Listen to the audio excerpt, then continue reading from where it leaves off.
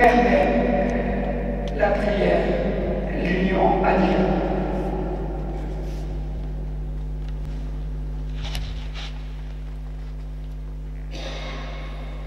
Sœur Frédérique, au premier plan, une Maltaise, nous l'avons vue avec Alexandre le jour de la canonisation. Elle fêtait ses 100 ans. Je ne sais pas si elle est encore de ce monde.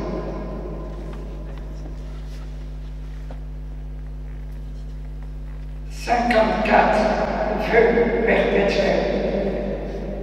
J'avoue que certaines congrégations, en voyant cette photo, ont bondi.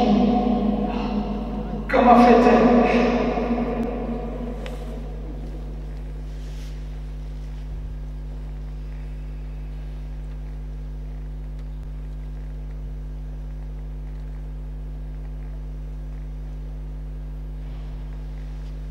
Une croix que Mère Teresa fait embrasser et qu'elle met sur la hanche gauche, toujours.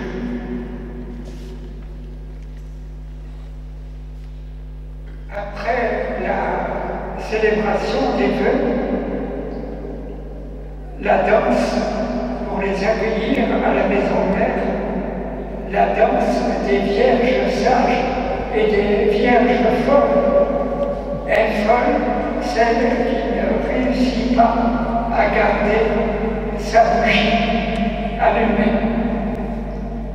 Elle danse.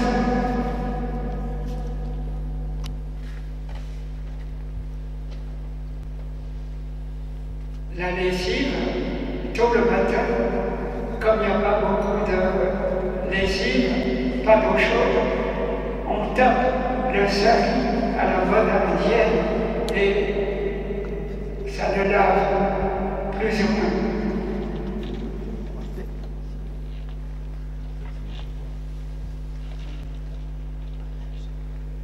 Deux sœurs, une qui part après les vœux. J'étais là, à côté, 42 heures de train pour descendre de Calcutta jusqu'à la pointe sud de l'Inde.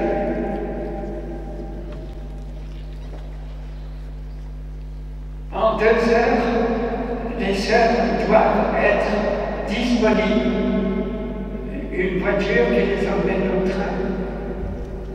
Je l'ai vécu avec une jeune de Fouchères qui m'a dit: aux États-Unis, j'apprends tout d'un coup que Mère Teresa m'envoie fonder une maison à Bucarest. Vous prenez l'avion.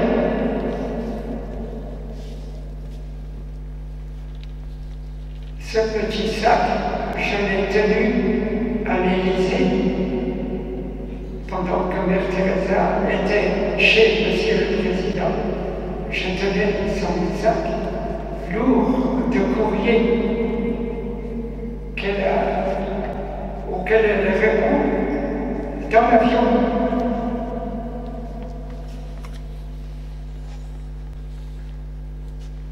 Dans le delta du Sud, un pèlerinage au 8 décembre.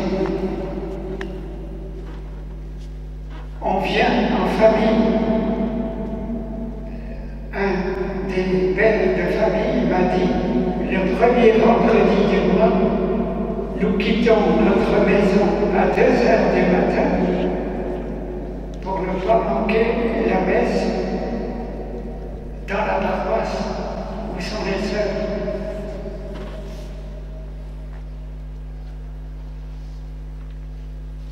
Ne crains pas, je suis avec toi. Il y est toujours. Il l'a promis. Dernier verset de Saint Matthieu. Je suis avec vous tous les jours, jusqu'à la fin du monde.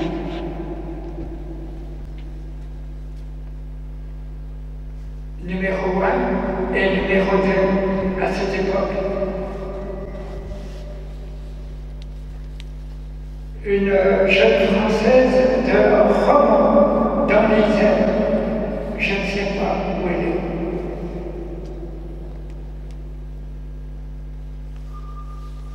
Les volontaires vont quitter Calcutta. Mère Teresa nous disait ce matin-là, ne revenez pas, occupez-vous des pauvres qui sont chez vous.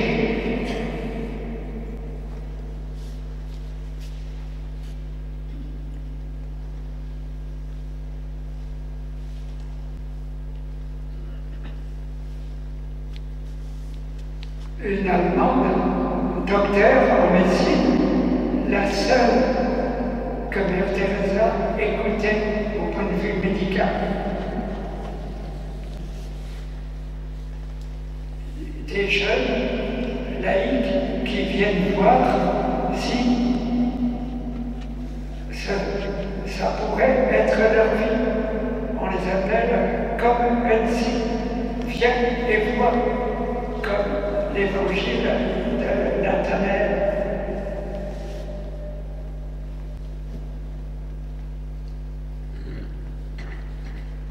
L'après-midi, on arrête le travail pour une heure d'adoration.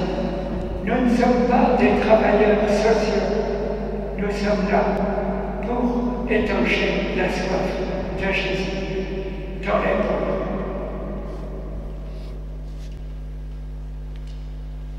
God bless you. Combien de fois je l'ai entendu dire c'est au revoir.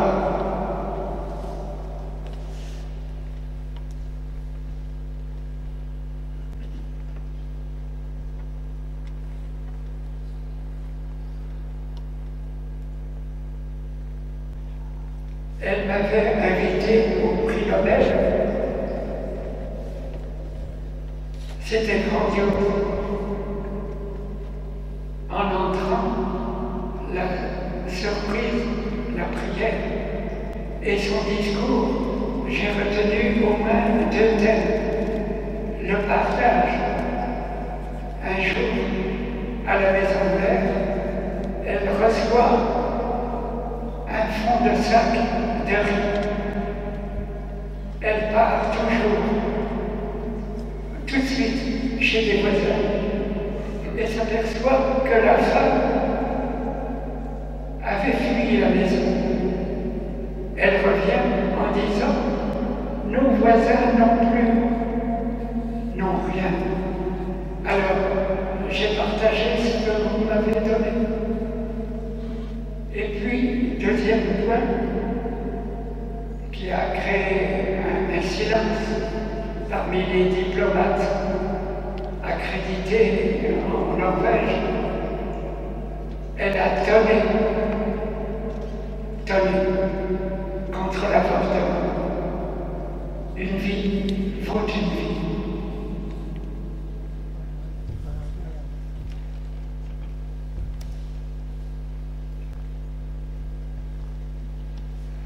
La sœur qui l'a remplacée, Nirmala, convertie de l'hindouisme parce que Mère Teresa avait sauvé sa mère.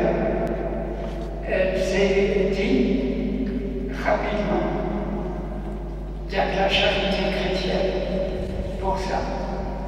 Alors, sœur Nirmala était responsable de la branche contemplative. Elle a fait un mandat 5 ans, 7 ans. Et elle est décédée.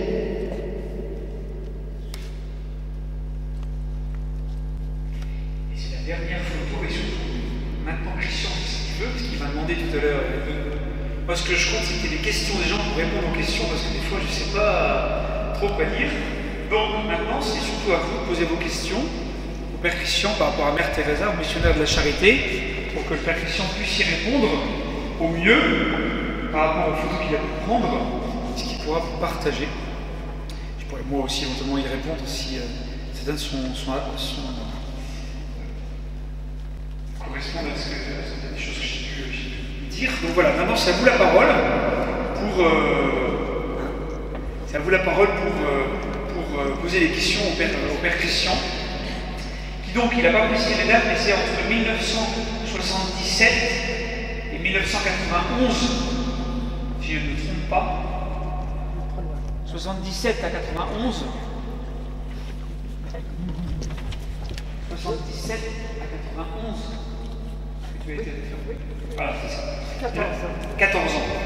1977 à 1991, qu'il a été donc référent pour l'œuvre de Mère Teresa en France, qui a donc, comme il a dit, sillonné la France pour donner des conférences sur Mère Teresa et son œuvre, et pour accompagner les volontaires qui voulaient partir à Calcutta, et les jeunes femmes notamment qui voulaient devenir religieuses, missionnaires de la charité, donc il a connu du monde pendant toutes ces années-là. Et à la fin, Mère Teresa lui a dit: maintenant vous fermez le bureau, ça dépense trop d'argent, il y a trop d'argent, tout ça, on arrête. N'est-ce pas? Je me souviens entre autres de la rencontre à l'Élysée. Elle tenait à rendre visite au président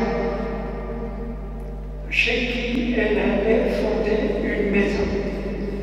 Le lendemain, nous étions à Marseille. Elle en avion, moi en voiture. Mais dans la voiture de l'Élysée qui la reconduisait à Orly, elle m'a dit: les motards risquent leur vie pour nous.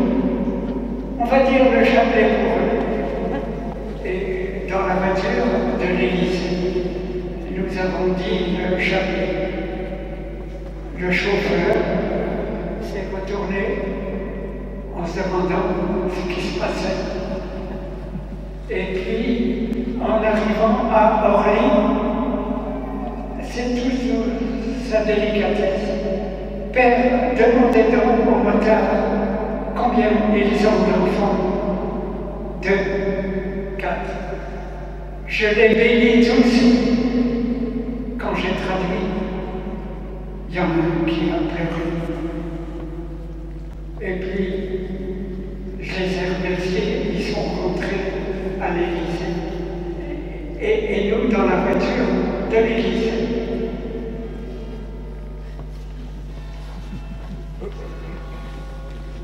Mère Teresa suscitait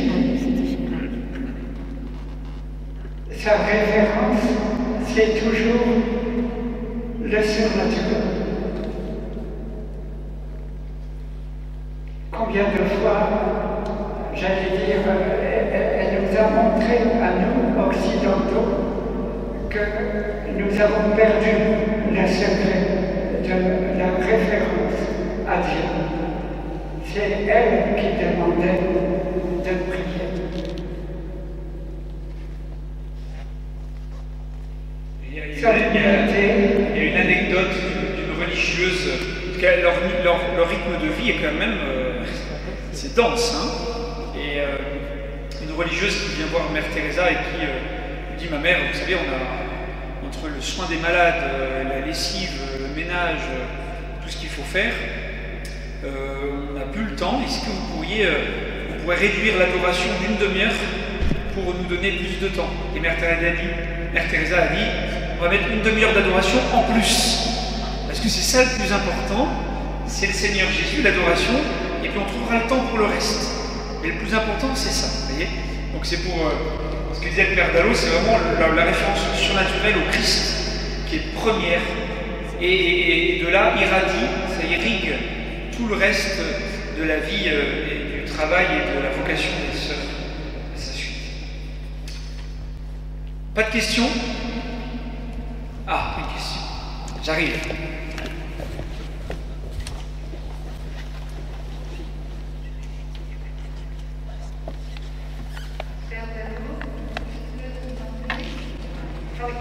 Je voulais vous demander quel âge vous aviez, donc vous étiez professeur, et que vous avez, cette jeune vous a parlé de Mère Teresa. Quel âge aviez-vous? J'ai des difficultés avec... Il va voir son ORL la semaine prochaine. Mais ça résonne. Oui, ça résonne. À quel âge tu avais, quand tu étais professeur, et que jeune, qui est plus de fois, pour parler de Mère Teresa? Tu avais quel âge à ce moment-là? 75. J'avais 40 ans. 40. Cette jeune pensait à la vie religieuse, mais ce n'était pas très précis. Et elle est maintenant infirmière, grand-mère, quelque part en Corrèze. Oui, il faut savoir que dans les religieuses, dans les françaises, les occidentales, beaucoup font un temps mais quittent aussi parce que c'est un rythme de vie, encore une fois, très difficile, très soutenu. Il y en a physiquement, elles ne peuvent pas tenir. Donc voilà, parfois certaines arrêtent et prennent un autre chemin de vie selon ce qui se passe, selon l'expérience. Et le Père Dallot connaît plusieurs jeunes qui ont fait un temps chez les sœurs et qui sont ensuite sortis. Voilà, ça arrive aussi dans cette congrégation. Pendant ces 14 ans, j'ai bien connu une trentaine de jeunes filles qui sont rentrées chez Mère Teresa ou au Carmel. J'entretiens une correspondance encore avec elles à Angers, à Bayonne. D'autres sont rentrées ailleurs. Liberté.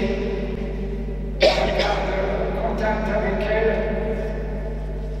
Et donc parmi elles, il y a une Vendéenne, on a dit tout à l'heure, Marie-Luce Boulot, sœur Louis-Marie, qui est de Mont-Sirène, et qui est en Europe. Elle a eu des gros problèmes de santé quand elle était en Afrique, et là elle est en Europe, mais toujours missionnaire de ça. Une Vendéenne. D'autres questions? Ouais.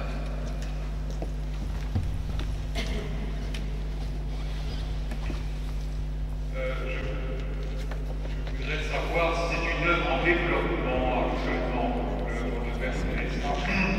Si, par exemple, à part l'Inde, vous avez cité quelques pays, mais est-ce que ça se développe ailleurs dans le monde? Combien sont les religieuses actuellement? Et s'il y a beaucoup de Françaises, ou les beaucoup de Français parmi les missionnaires? Il faut les traduire. En anglais. So, En anglais. c'est un jeu de développement. Combien ils sont les Français? Il doit y avoir une vingtaine de Françaises. Certaines sont décédées. Vous avez vu l'autre jour le père de Moulin-Beaufort. Eh bien, il y a quelques mois, je l'ai remercié d'avoir enterré la supérieure de la maison de Paris. Maintenant, elles sont environ 5000, les seules. 136 maisons. Et il y a 200 pays. Alors, en France, il y a 3 maisons. Il y a Paris, Lyon, Marseille, pour les sœurs, et les frères ont aussi une maison à Paris. Donc elles sont dans beaucoup de pays. Les frères sont actuellement environ 400. Les prêtres sont environ une cinquantaine. Mais c'est quand même essentiellement une congrégation indienne. Elles sont dans toutes les villes de l'Inde. Elles sont très nombreuses. Et même si les vocations diminuent par rapport au nombre de 300 novices à Calcutta, comme il y avait, elles sont encore environ 80-90 novices à Calcutta pour l'Inde. Parce qu'en Europe, il y a Madrid et la Pologne, Londres, je crois aussi. Enfin, elles ont plusieurs maisons maintenant de formation dans le monde. À Rome, elles ont 7 maisons. 7 maisons à Rome. Donc en fait, c'est moins, ça se développe moins vite que du temps de Mère Teresa. Forcément, c'est toujours pareil. Du temps de la sainte fondatrice, il y a un élan, un engouement. Il y en a moins, mais il y a quand même un flot régulier d'entrée. Aujourd'hui, c'est Sœur Préma, une Allemande qui est mère générale, supérieure générale de la congrégation, qui donc est à Calcutta, qui est très sympathique. Voilà. Mais c'est vrai que c'est essentiellement une population indienne. La vie est une vie, elles ont des saris, c'est un habit indien. Donc après, elles s'habituent, elles mangent ce que les gens donnent. Moi, quand j'avais été chez les pères, on a mangé une semaine de choux, parce que les gens avaient donné plein de choux, on mangeait ce que les gens donnaient. Et donc voilà. Donc c'est pareil pour les sœurs. Donc c'est vraiment une vie très simple. Quand vous êtes en dortoir, il n'y a pas trop non plus de vie personnelle. C'est une exigence de vie. Et du coup, pour les occidentales, notamment les occidentales, la marche est très très haute. Que pour une indienne qui a un cadre de vie un peu semblable, c'est moins difficile. Et donc c'est pour ça que, surtout aujourd'hui, ce qui était le cas avant, mais moins, c'est encore plus difficile pour les occidentales. La première française qui est morte l'année dernière du Covid, qui était à Paris, sœur, qui a un caractère incroyable. Ça valait une garnison de 300 soldats, je pense. Comment elle s'appelait la sœur française?